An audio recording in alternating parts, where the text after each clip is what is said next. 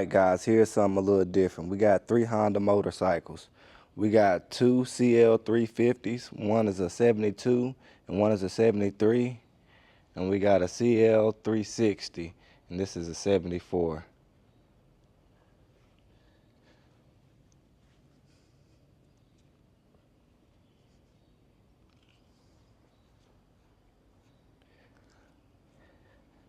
I'm not that well versed on motorcycles, guys, so I won't be starting any of them up.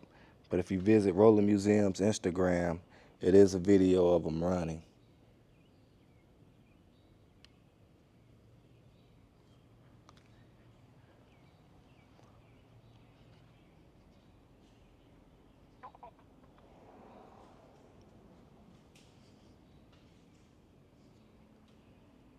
They pretty nice looking bikes.